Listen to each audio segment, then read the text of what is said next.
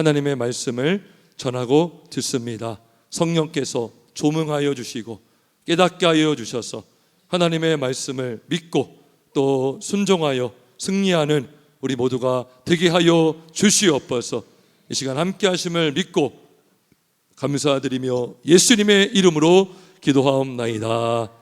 아멘. 할렐루야. 우리가 오늘 오후 예배 때 찬양하는데 우리 예인이랑 우리 세범이가 아주 여기서 부흥회를 했습니다. 부흥회를 우리 부모님들 많이 칭찬해 주시고 또 우리 자녀들이 잘 예배자가 될 수 있도록 또 격려해 주시면 좋겠습니다. 여러분, 우리가 선지서를 볼 때 그 당시 배경을 우리가 알고 성경을 보면 참 성경이 재밌고 또 이해가 잘 될 수가 있습니다. 여러분, 이 말을 누가 했죠? 뭉치면 살고 흩어지면 죽는다. 이승만 대통령. 그 말을 언제 처음 한지 아십니까?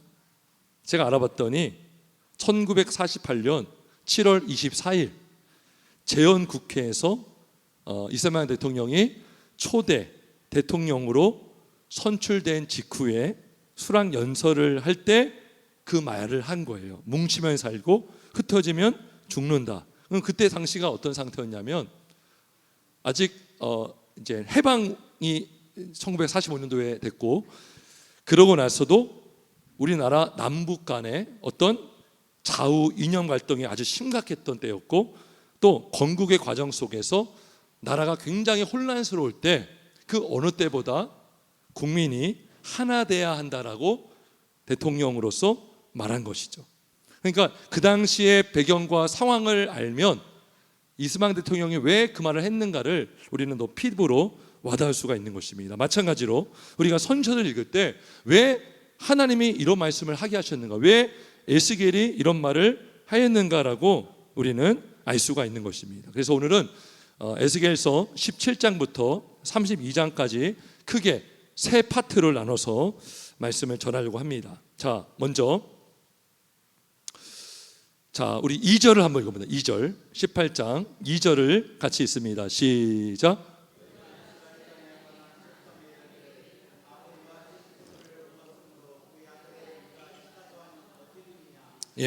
이런 속담이 있었던 거죠. 아버지가 포도를 먹었는데 누구의 이가 시다고요? 그 아들의 이가 시다고 하면 어찌 됨이냐. 자, 왜 이런 속담을 자꾸 얘기했을까, 사람들이? 왜 그랬을까요?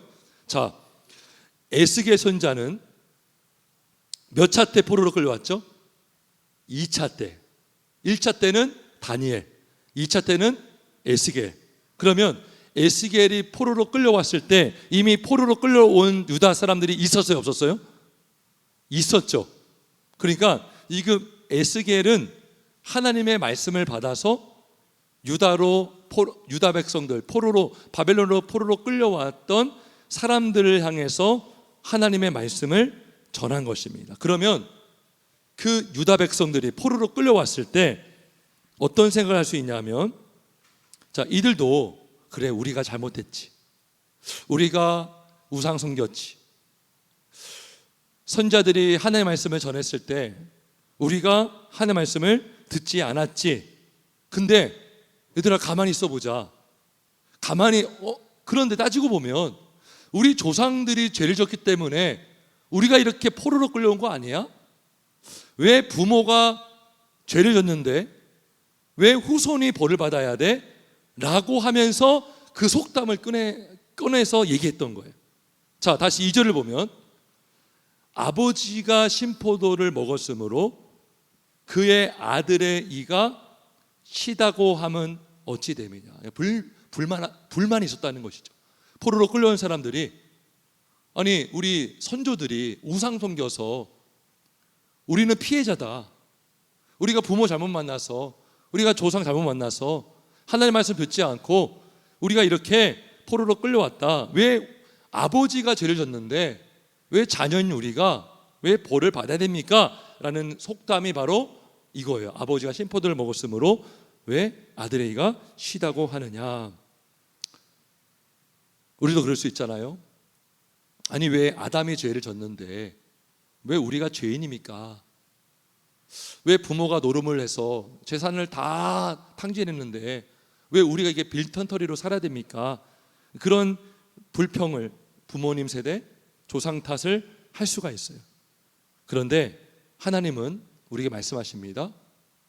부모의 죄로 인해서 너희가 지금 이러한 상황이 된 것이 아니라 너의 죄로 인해서 너희가 이러한 상황을 맞이하고 있다라고 말하고 있는 것입니다. 어떻게 할 수 있느냐? 우리 18장 19절 20절 한번 같이 볼까요? 에스겔 18장 19절과 20절입니다. 같이 있습니다. 시작. 그런데 너희는 이르기를 아들이 어찌 아버지의 죄를 담당하지 아니하겠느냐 하는도다. 아버들이 정의와 공의를 행하며 내 모든 율례를 지켜 행하였으면 그는 반드시 살려니와 범죄하는 그 영혼을 죽을지라. 아들은 아버지의 죄를 담당하지 아니할 것이요 아버지는 아들의 죄악을 담당하지 아니하리니 의인의 공의도 자기에게로 돌아가고 악인의 악도 자기에게로 돌아가니라. 무슨 말이냐면 자기 죄로 인해서 하나님의 진노를 받고 심판을 받는다는 것입니다. 그러니까 여러분 아담도 그랬잖아요. 하나님이 나에게 주신 그 여자가 나를 유혹했습니다. 나에게 이 과일을 먹으라고 했습니다.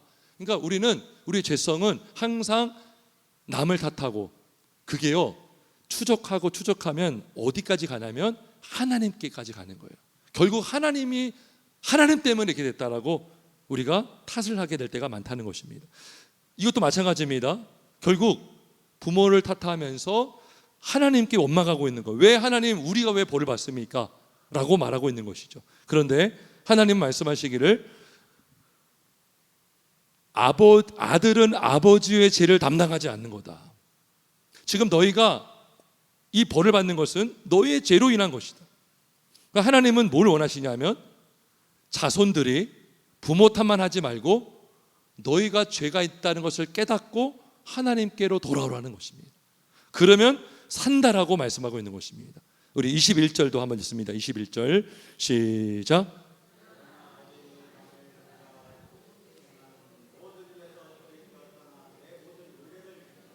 정의와 공의를 행하면 반드시 살고 죽지 아니할 것이라. 하나님이 원하시는 건 그거예요.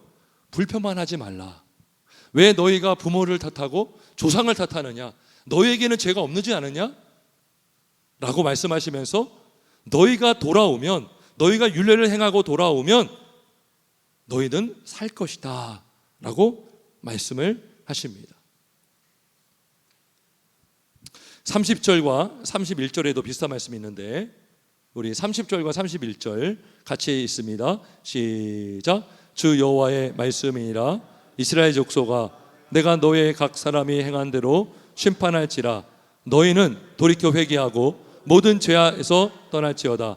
그리한즉 그것이 너희에게 죄악의 걸림돌이 되지 아니하리라. 너희는 너희가 범한 모든 죄악을 버리고 마음과 영을 새롭게 할지어다. 이스라엘 족속아, 너희가 어찌하여 죽고자 하느냐. 아멘. 하나님은 뭘 원하십니까? 남 탓하지 말라는 거예요. 부모 탓하지 말고 조상 탓하지 말고 지금 너희가 지은 죄를 돌아보라는 것입니다. 너희에게 죄가 없는지 아느냐? 너희는 깨끗하느냐? 다 같다는 것입니다. 그래서 너희 각 사람이 행한 대로 심판한다는 거죠. 나는 죄가 없고 부모의 죄 때문에 내가 그 부모의 죄로 인해서 벌을 받는 것이 아니라 각 사람은 각 사람의 행위로 행한 대로 심판을 받으니 너희는 돌이켜 회개하고 모든 죄에서 떠날지어다. 그러니까 우리가요 이런 말씀을 이 당시의 상황을 이해를 못하면 우리가 이해하기 어려운 거죠. 왜 이러한 속담을 하나님이 말씀하셨는가? 아버지가 신포도를 먹었으므로 그의 아들의 이가 시다고 하면 어찌 됨이냐. 그죠? 포로로 끌려온 백성들의 상황을 우리가 알 때 이러한 이들이 왜 이렇게 불평을 했는지, 그리고 하나님은 이들에게 무엇을 깨닫기를 원하시는지를 우리는 알 수가 있는 것입니다. 그래서 오늘날에도 우리에게도 말씀하십니다. 환경 탓하지 말고 부모 탓하지 말고 누구 탓하지 말고 지금 너의 죄를 깨닫고 돌아오기를 바라시는 줄 믿습니다.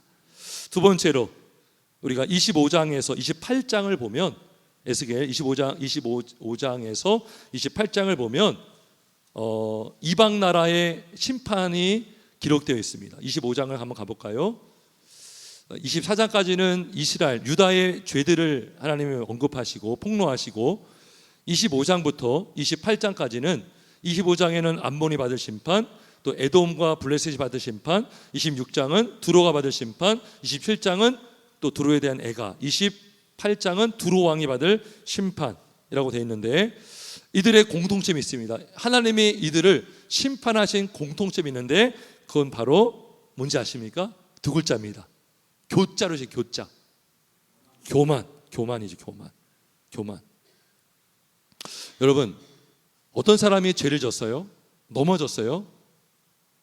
우리는 그 상대방의 실패를 이용해서 나의 의로움을 부각할 때가 많습니다. 어떻게 그럴 수 있는가?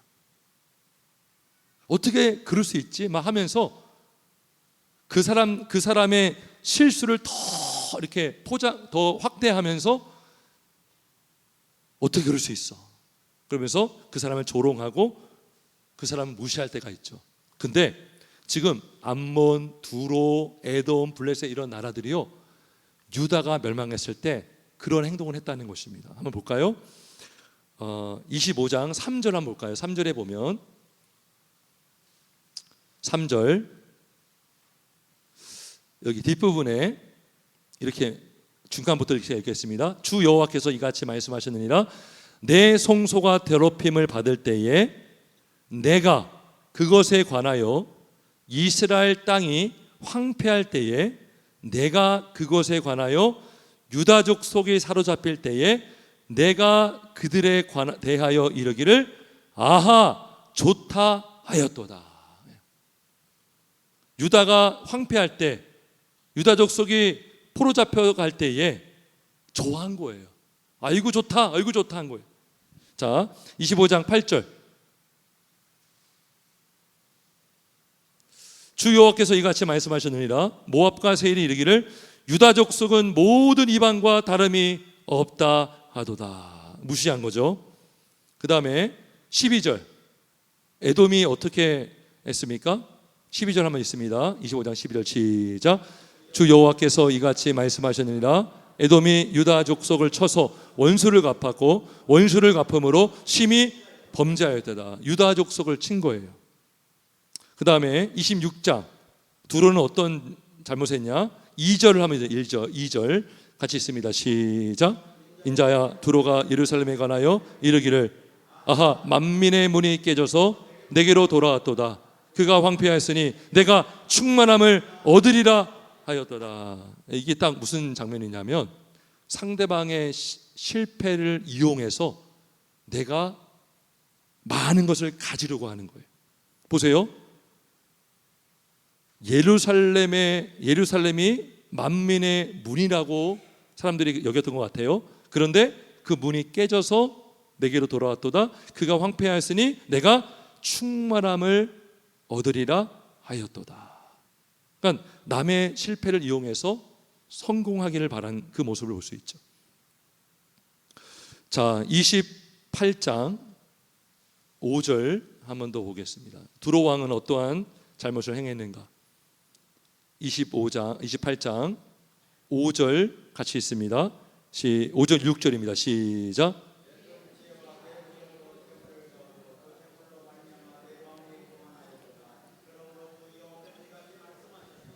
내가 마음이 하나님과 그죠? 여러분 막 그 세계적으로 어떤 패권을 막 장악하는 속에서 나의 어떤 경쟁 국가가 망했어요. 이제 우리나라가 세계를 제패했다. 그래서 막 교만해지겠죠? 그러면서 여기 6절에 보니까 두로 왕은 어떤 마음을 가졌냐면 마음이 하나님의 마음 같은 체계다. 하나님처럼 마치 나 자신을 하나님처럼 여길 정도로 굉장히 교만해졌다는 것입니다. 그런데 하나님께서 뭐라고 말씀하시냐면 9절에 보면 내가 너를 죽이는 자 앞에서도 내가 하나님이라고 말하겠느냐? 너를 치는 자들 앞에서 사람일 뿐이요 신이 아니라라는 것입니다. 두로 왕도 인간일 뿐이라는 것이죠. 죽을 인간이란 유한하고 무지하고 연약한 인간일 뿐이라는 것이죠. 그러면서 막 하나님 행사하는 거, 하나님 행사. 사실 이단들 교주들이요 막 그러잖아요. 막 하나님 행세하잖아요. 내가 하나님이다. 그래서 막 교주를 막 찬양하지 않습니까? 굉장히 교만해진 거죠. 그러니까 이러한 나라들의 교만을 하나님은 가만두지 않으신 것입니다. 특별히 여러분, 에돔의 죄악은 어떤 죄악이냐면 아까 우리 25장 12절에서 유다 족속을 쳤어요, 에돔이. 그러면 이게 왜 문제가 되겠는가? 오바댜서를 한번 같이 해보겠습니다. 오바댜서가 어디 있죠, 여러분? 한번 찾아봅시다. 오바댜 1285쪽입니다. 구약성경 1285쪽. 호욜암 오변미, 호세아, 요엘, 아모스, 그 다음에가 오바댜입니다. 한 장짜리인데 한번 잘 찾아보세요. 1285쪽.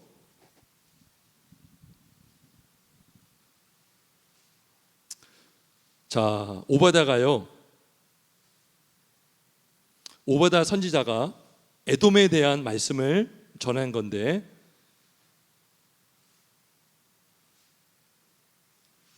자 10절 1장 10절을 한번 같이 읽겠습니다. 오바댜 1장 10절 시작. 내가 내 형제 야곱에게 행한 보약으로 말미암아 부끄러움을 당하고 영원히 멸절되리라. 자, 에스겔에 나오지 않았던 표현이 나와요. 에돔에게 야곱은 누굽니까? 형제예요. 형제 나라예요. 형제 나라. 여러분, 야곱의 형이 누구죠? 에서의 별명이 뭐예요? 에돔이에요. 에서의 별명이 에돔입니다. 그러니까 에돔이 야곱이 힘들 때 도와줬어야 되는데 오히려 유다를 친 거예요. 이스라엘을 친 거예요. 자, 12절도 보겠습니다. 오바댜 1장 12절 시작. 내가 형제의 날 곧 네, 그죠. 지금요 유다가 막 망하는 날에 기뻐했다는 거죠. 그래서 우리가 이 오바댜서를 보면 에돔이 그래서 하나님이 심판하셨구나. 형제 나라인데, 엄밀히 말하면 야곱의 형 에서의 나라인데, 그리고 동생 야곱의 나라인데 그 야곱의 나라 이스라엘이 망하는 것을 보면서 기뻐했고 도와주지 않았다는 것입니다. 창세기 12장 3절에 하나님께서 아브라함에게 뭐라고 하셨죠? 너를 축복하는 자에게는 내가 복을 내리고 너를 저주하는 자에게는 내가 저주하리라. 따라서 우리 믿음의 형제들이 잘 안 될 때 여러분 기뻐해야 돼요? 어떻게 됩니까? 국률한 마음으로 기도해야 될 줄 믿습니다. 근데 막 안 되면은 아이고 잘 됐다, 이것이 아니라 지금 이걸 말해주고 있는 거예요. 왜 두로, 에돔, 블레셋 이런 나라들이 망했는가? 유다가 망할 때 얼씨구나 좋다 한 거예요. 기뻐하고 좋아하고 조롱하고 오히려 그 나라의 실패를 삼아서 우리가 그 자신들이 성공을 하려고 했던 것입니다.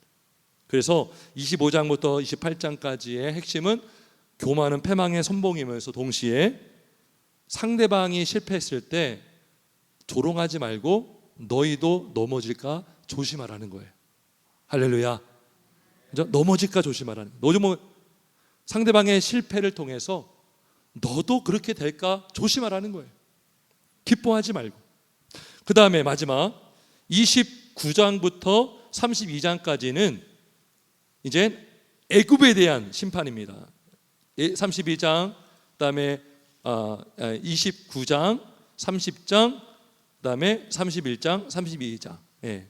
자, 참고로 남유다가 바벨론의 침략을 당할 때 어느 나라를 가장 의지했을까요? 애굽을 의지했어요.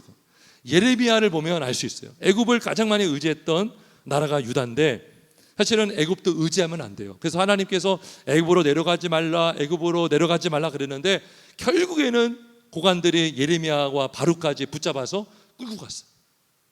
자, 그런데 하나님께서 애굽이라는 나라가 어떠한 나라인가를 보여주시는 말씀이 있는데 29장 6절 한번 읽어보겠습니다. 에스겔 29장 6절, 에스겔 29장 6절입니다. 같이 읽습니다. 시작.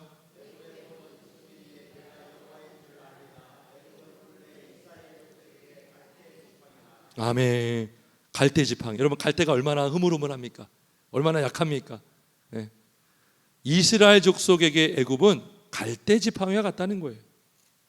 의지할 수가 없다는 것입니다. 의지할 무엇이 안 된다는 것이죠. 그리고 9절에 보면 애굽 땅의 사막과 황무지가 되리니 내가 여호와인 줄 그들이 알리라.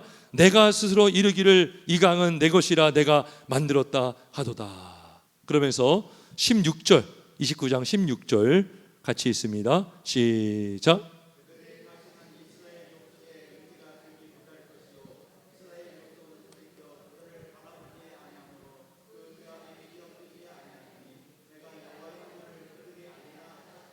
아멘. 그러니까 이 유다 백성과 이스라엘은 항상 위로는 바벨론, 아래는 애굽, 그러한 또 블레셋, 이러한 주변의 강대국 사이에 껴가지고 막 눈치를 봤던 거예요. 여기를 의지할까 저기를 의지할까. 그러니까 결국에는 애굽을 의지해야지 했는데 하나님이 다시 에스겔을 통해서 말씀하고 있는 거예요. 애굽은 갈대 지팡이와 같고 너희가 의지할 것이 되지 못한다 하는 것입니다. 이사야 선지자도 그 오래전에 이사야 2장 22절에 말씀한 게 있어요. 너희는 인생을 의지하지 말라.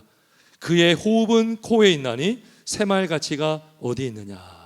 우리가 의지할 분은 만군의 여호와이신 하나님밖에 없음을 믿으시기를 주의 이름으로 축원합니다. 우리가 의지할 분은 하나님밖에 없습니다. 우리가 기댈 분은 하나님밖에 없습니다. 우리의 생사복을 주관하시는 분은 하나님밖에 없음을 믿습니다. 하나님이 가장 안전한 피난처가 되시고 우리의 도피성이 되시고 우리의 구원의 방주가 되시는 줄 믿습니다. 우리가 첫째도 겸손, 둘째도 겸손. 왜요? 이스라엘도 남유다도 두로, 에돔, 블레셋 뭐 여러 나라 다 망한 이유는 뭐예요? 교만 때문에 망했어요. 거만한 마음 때문에 망했습니다. 그 거만한 마음이 하나님의 말씀을 듣지 않았고 듣지 않음으로 우상 섬겼고 우상 섬김으로 하나님의 진노를 사게 만들었던 것입니다. 하지만 겸손하면 들을 수 있어요. 하나님의 말씀을 들을 수 있고 기도할 수가 있고 회개할 수가 있고 하나님의 인도를 받게 되는 줄 믿습니다. 이 땅에 오셔서 죽기까지 순종하신 예수님의 겸손하심, 우리가 의지할 분은 그 예수님밖에 없는 줄 믿습니다. 오늘도 그 주님을 우리가 믿고 주님을 닮아서 겸손하게 하나님의 자녀답게 살아가시는 저와 여러분 되시길 예수님의 이름으로 축원합니다. 아멘.